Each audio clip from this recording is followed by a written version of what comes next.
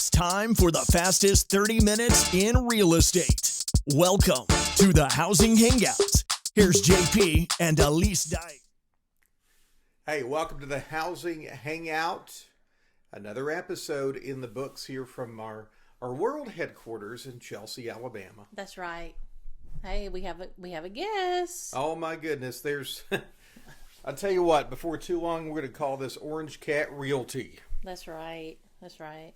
Well, Garmin loves to come up here and get his camera time. He just wanted to jump up and say hello. I know. He's going to sit right there and be with us the entire time. That's okay. In this episode, what we're talking about, I brought props. Are you ready? I'm ready. Check this out. What happens when we put this in the yard? There's a whole lot of things happen before and after this goes in the yard. That's right. It doesn't just magically appear. And it usually takes me in a sledgehammer. Yeah, well, we're about to remedy that. What, you going to buy me a bigger hammer? Mm-mm. Got a sign guy. A sign guy? Yeah, I got a We're sign moving guy. up in the world. Yeah. So, a lot of things in motion when we put the sign in the yard. I always say we're more than just a sign in the yard. Real estate commissions and fees go beyond just putting a sign in the yard. That's an important component of marketing, but there's a whole lot more to it if we're doing our job right. There really is a ton. So talk me through what happens before and after we put the sign in the yard. Before and after. Before and the after. Well, most of the time it begins with a text. It begins with a phone call or a text from somebody that is interested in selling their house. Mm-hmm. And, we just talk to the person, find out what their needs are, when they want to list, things like that. There's paperwork involved. So usually on that first encounter in person, we're going to take a quick walk through your home and see what you've got and get it in our minds what you've got. And, at that conversation time, we'll talk about commission.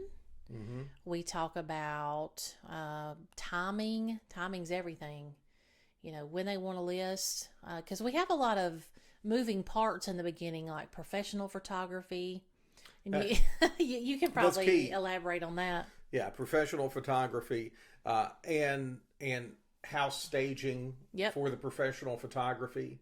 A funny story, when we were selling one of our houses, when the professional photographer came, we had stuff stuck in the oven, under beds. In the microwave. Yeah, essentially made the house look like nobody lives there.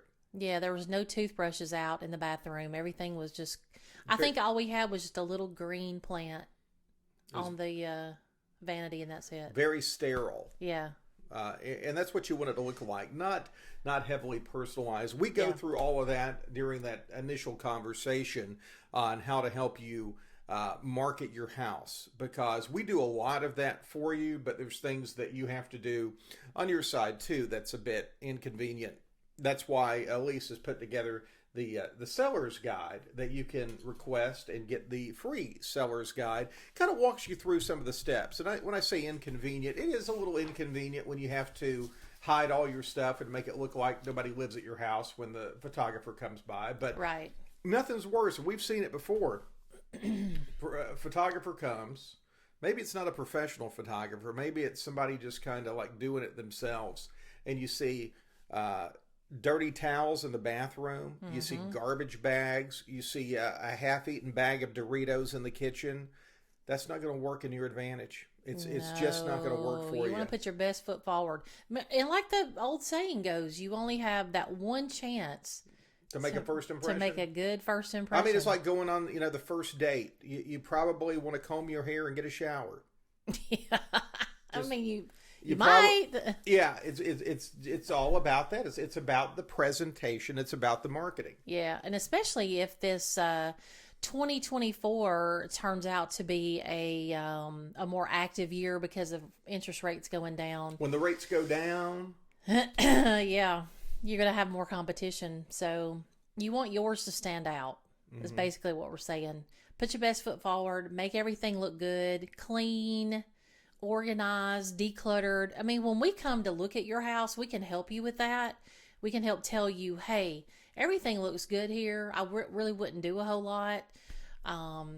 Or we can say, yeah, looks like you might need to clean the carpet, before you start inviting buyers over or whatever. Or if you've got a room that you've kind of been using as an extra room that's kind of a storeroom or something, Yeah. You're moving, go ahead and get those boxes and all that stuff out and put it in storage. Make it where that room looks like it's a usable room. Or make it look like it's supposed to look. If it's supposed to be a dining room, put it back to its original state. Or if you can't bring another dining room table in, at least get whatever's in there out. Yeah. If you can. Yeah. If you So just remember all that. We walk you through that. And some of this is going on before we put the sign in the yard. And then after the sign's in the yard, that's when we really start hitting it. We have some pretty aggressive marketing. Not only do we do the MLS, like everybody's going to do the MLS. That's the system that gets your house listed, and it can be seen on all the real estate search engines, and it's out there for other agents to see, all the specs on the house and all of that information.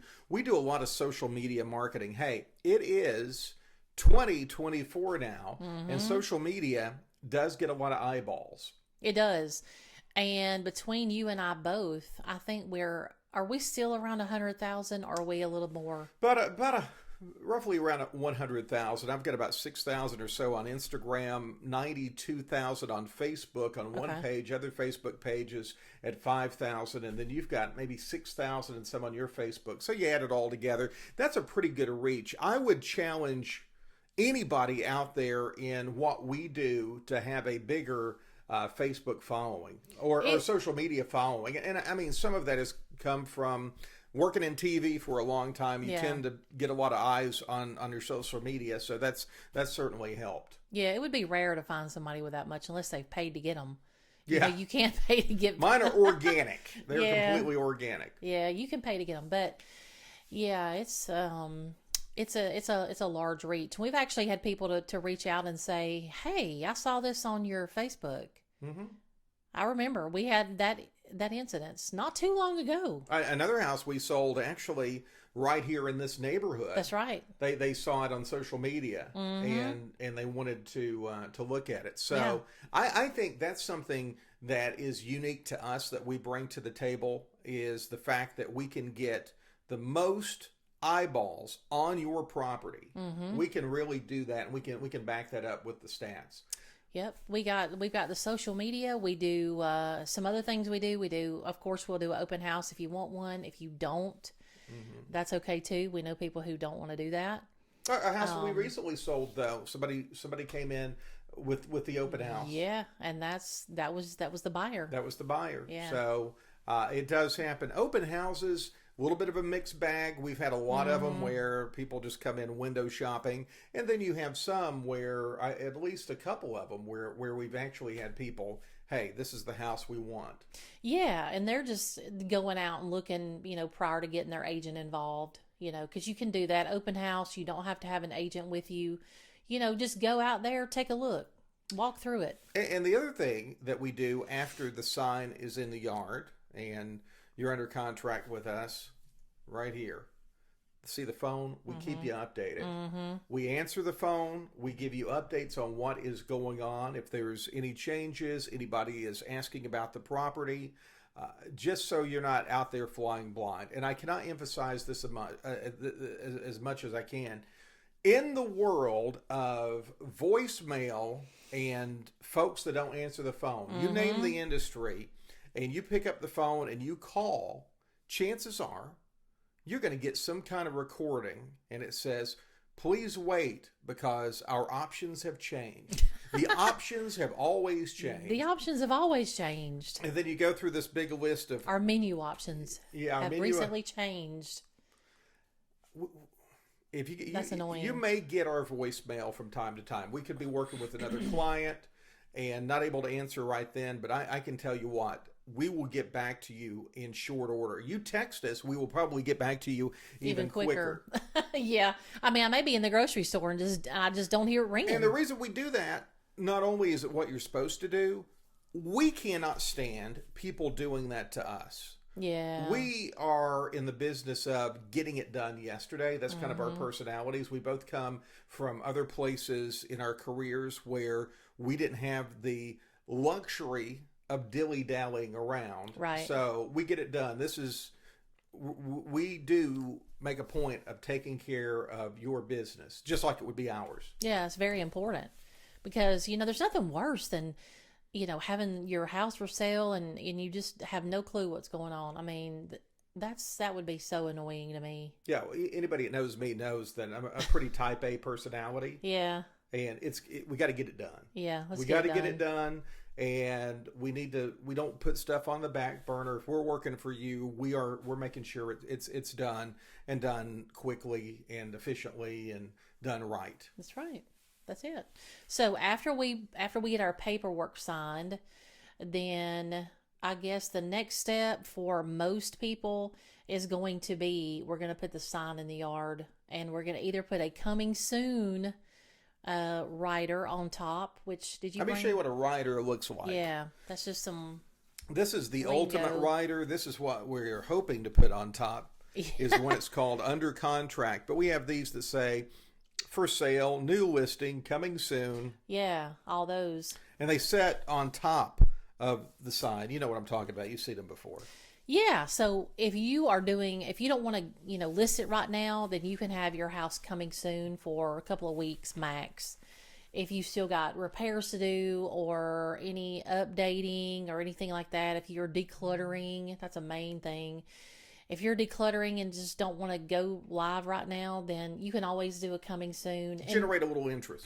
Yeah, generate some interest. That's when we'll come over and take some kind of like some placeholder photos just before the professional photographers get there so that we can actually put it out there online. Mm-hmm. We put it into MLS, which basically what that translates to is it's going to end up on Zillow and Realtor.com and all those if we put it on the multiple listing service, which is MLS. Yeah. So at that point, we put the sign up, we either go coming soon or we go live. If we go live, hopefully we've already had a discussion about professional, photos, and we've already had that ordered and done. If not, we can always get it done. There's like a 2-day turnaround time for getting those done. So yeah, that's the main thing. Just getting everything ready. And then once we go live, then there's a lot of tasks that your real estate agent should be doing. They should be social media marketing this multiple times per week. Yeah, heavily. Live videos. There's nothing wrong with, we've done it. We've gone out to people's houses and just said, we've called them up and said, hey, we're going to be in your front yard for the next 5 or 10 minutes. So just ignore us. And we're just out there talking about the property. We're just getting it out there. Just getting it out there. It's all about the more eyes that can see that piece of property, the better you are. The other thing is, early in those stages, we come up with a price. We do. The pricing, I cannot stress how critical the pricing is. If you look out there and you see a house that has just not moved for a long time, number one reason it hasn't, it's price. Yeah. Sometimes it's either price or condition of the home or a combination of the two. And the condition of the home, if you lower the price enough, that it is still sell. Yeah. But you're going to have to lower compensate. The price. Yeah. Got to compensate for what's wrong. That's the thing. The pricing has got to be driven by data. Yeah. We have access to that data. It can't be, my friend Joe's house sold 2 years ago for this price. Mm-hmm. That's not usable data. It has to be in the near term. What are things selling for close to your property? Now, how many miles away are you typically looking when you're doing comps, a report for somebody? Typically I'm looking on the same street. Yeah. Because that's what an appraiser is going to look for. They're going to say, okay, well, has any houses sold on this street that are comparable? And if not, then maybe the next street over. And then if not, maybe the next street over. So you just start kind of going out from there. Now, if you are going to look at that and say, Well, I'm living in this 5-bedroom house, but an 8-bedroom house that's 10 times as big sold around the corner. That's not a comparable. That's Needs not to going be to a work. similar property. Yeah, that's part of the whole Like word. our neighbor's house here is a similar property to what we've got. Yes, yes. So it needs to be a comparable property. That's where the word comps come from. Comparables. Yeah, comparables. What somebody would pay for your house that would pay for the house next door if it's the same as the house next door to it, if it's the same, and so on. And the reason we do that is not just for accurate pricing so that your house gets sold in a reasonable amount of time. The other reason is, like I said, the appraisal. Yeah. Banks are only going to loan so much money for a home. Bottom line, that's just that's the dumbed down version. You want that price to meet the appraisal. Yeah. So let's say you thought your house, man, I love my house. It's great. It's awesome. Everything else in the neighborhood is going for like $550,000 and has sold recently for that price, and you decide I'm selling mine for $720,000. Okay. It's legal to list your house for Well, you $1 put whatever million, you wanna put on $2 it. million, whatever price you want to put on it. Yeah. But when it comes loan time, Yep. and the bank sends the appraiser out there and they look at it, and it's like, yeah, the house appraises for $575,000. Mm-hmm. What are you going to do? If it's a cash buyer, they may or may not have had it appraised, and they may be okay with Yeah. paying too much. I don't know. Depends on how much they want to be in that neighborhood. Probably didn't have it appraised, but yeah. If it's somebody that has a loan, like most of us in the world, the bank's not going to give them enough money to get the house. So then we got a problem right there. And then you have an appraisal gap. Yeah, it's an issue. Yeah. So price it right. Yeah, price it right, because the thing is, you're going to get all excited that you have a $720,000 house, in our example here, for sale, and you get a buyer for it, and all of a sudden they can only get financing for $520,000 or $525,000. Yeah. Then the sad news, the downer in this scenario, is somebody has got to meet in the middle. Either meet in the middle, or the seller comes down to that $575,000. Rarely, if ever, will the buyer come up and say, "Okay, well, I got a little bit of cash here in my savings. I'll put this toward it." A lot of times Rarely, the if buyer's ever. maxed out already. Yeah, they're maxed. So, yeah, that's the bad thing. The seller has to come down. So now we're going from 720,000. Now we're back down to reality. Yeah. So 5.25. Be careful with that. You've got a good agent working with you. They're gonna have good data on what your house should be priced for, and I would go with that. I would defer to Absolutely. Your agent in helping you with that pricing. Absolutely, because you don't want to be discouraged, and you also don't want your house to sit for long periods of time. Because here's the thing: not only do we know what it should be priced at as a listing agent, but buyers have their agent. They have access to that data too. They have access to it too. And they can say, "Hey, this house is nice, but it's priced way out of what it should be, and it's not going to meet an appraisal." Mm-hmm. And it could be subtle. It doesn't have to be like 250 over. Let's just say you feel It could like be 50 over. Yeah, it could be something as subtle as 50,000. Now, wouldn't we all like to have an extra 50,000? Sure, but if it's not, if the comps don't support it, then we don't advise it. We don't advise you to do that. We had a property one time that we listed for a short period of time, and seller really didn't want to hear anything about lowering the price, or perhaps couldn't even do that. That's happened so many times that I'm sitting here and I have no clue of what you're talking about. That's the crazy part. So what happened, house is listed with us for a period of time. It doesn't sell. We market it like crazy, just gets nowhere. I think I know what you're talking about now. Okay. Seller goes with another agent. Another agent markets it like crazy and doesn't go anywhere. Seller goes with another agent, and I mean the price has dropped.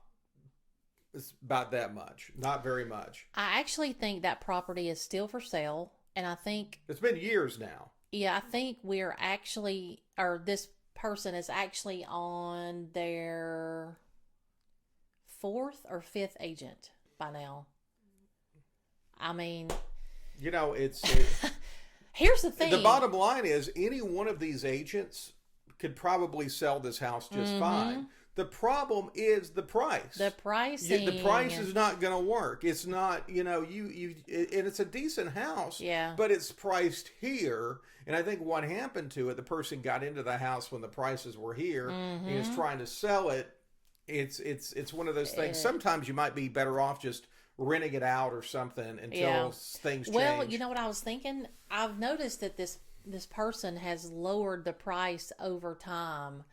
And I think what's going to happen is they're lowering it because they're actually gaining equity as the years go by, and they're actually going to be able to sell it one day, for market price and do okay. But that's going to take a while. But it's been literally years. It has, and it's really. I'm just like, oh, that's so painful. We at first when that house went away and went with another real estate agent, I was like, oh man, we lost one. But then it hit me. It's like, I didn't really have one anyway. There's no way that would have ever sold, no matter what I would have done. No. Yeah, that's the thing. It's frustrating when you see houses. But the deal with this one though, this actual homeowner though, they could not go any much lower than what they. Yeah, and I get it. I mean, because they had a home equity line of credit against it. You don't want to be upside. Nobody wants to sell anything and be upside down. Yeah. I mean, that's a terrible. You sell a house and you're upside down in it, and at the closing you end up writing a check instead of getting a check. Yeah, they couldn't do that.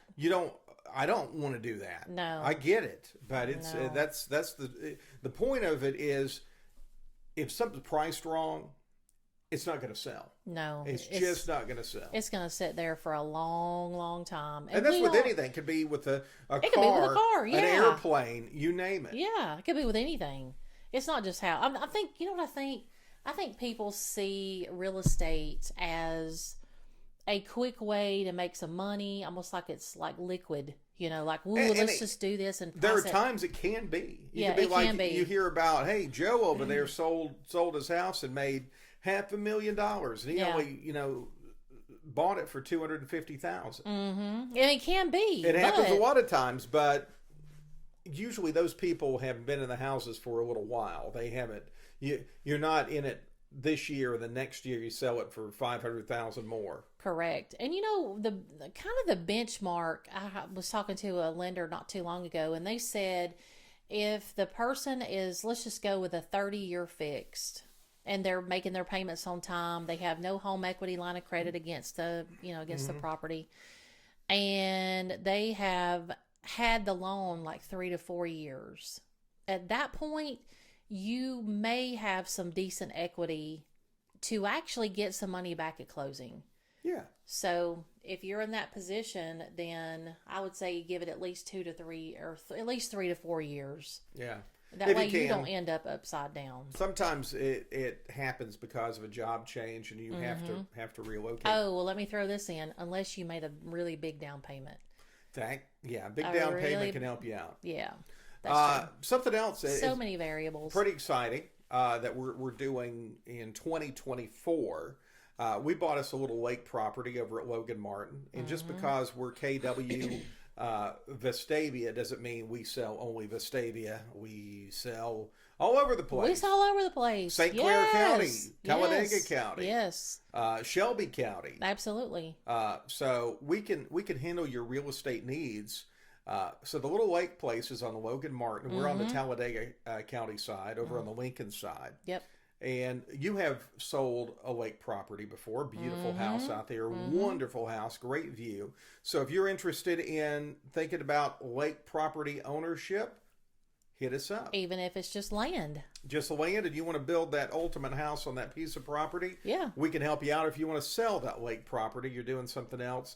I tell you what, a lake purchase is, for a lot of buyers, can be an emotional purchase because they get out there and they see the lake and they see the sunset and they're just like, man, I got to have this. I know, it happened to me. Yeah.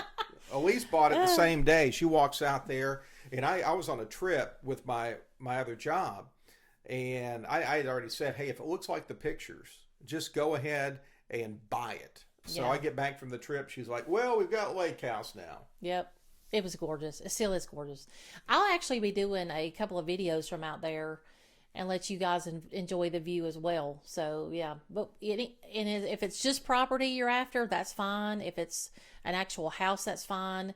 If you're wanting to put a RV on the property or a mobile home or even a tiny home, get with me and let me check into the zoning of that land if you find something out there, because it may or may not be zoned correctly for that. That's right. You can't just put anything on any piece of property. Right. Some of that stuff is not zoned for mobile homes and such. So we bought a boat to go with the little house. You bought the boat. It was right the opposite. You bought the boat. I wasn't there. She still hasn't seen the boat. Well, spring's coming. It's a good looking boat. And so if you want to look at lake property, hey, we can take you out in the boat. We can show you the property in the boat. We can show it to you from the air. Yeah. You know that? Yeah. And you know what was funny? The last time we were out there and somebody wanted to know how deep the water was off of a certain area of the pier, I should have gotten video of you doing that. He actually had a broom with a tape measure or yardstick or something taped to it, sticking it into the water. That's the only way you can do it. That's not the only way, but that's the best way to do it. Just get out there and measure it. Yeah. It's like if you want to know how deep it is, go stick it in there. Yeah, stick a tape measure in there. So yeah, we're excited about that. Excited about helping you with any property needs there. So we handle the lake property, we handle land, we handle homes, traditional neighborhoods, you name it. The upcoming one of these podcasts, we'll talk about different kinds of home ownerships, whether maybe it's a condo. Downtown Birmingham has a lot of options now with some pretty nice condos. You have the new AT&T buildings being built out there, the old AT&T building with places to live, and you've got other places there that give you a great view. Yeah, so whether you're into country living or city living, lake life, whatever. Even if you're interested in beach property, we can hook you up. We do. We've got a network of folks along the Gulf Coast, so we can send you down there too. Yeah. We've had some success with that. We're proud to say. So yeah, reach out to us if you're thinking about that beach property. We will hook you up with the right people. Absolutely, and be looking for that video I'm going to put out soon of me at the lake. I'm going to give them a little tour of the place and give a good view. I'll post it soon on my Facebook. Yeah. Oh yeah, looking forward to it. Every time I fly over at the St. Clair County Airport, I kind of look down there. It's like, hey, I'm going to be over there on that little island. It's literally you got an me island. wanting to go out there right now, but we have projects to do here. Yeah, we have some projects to do. We're still working on the final stage. Well, post-holiday. We got the Christmas stuff down. We're trying to organize the room where we store all of that stuff to make some sense of it, so it's not so messed up. Yeah, it needs help. A little decluttering on that part. Anyway, thanks for hanging out with us here on the Housing Hangout. It's always a good time. Yeah. See you next week. All right. Talk to you soon.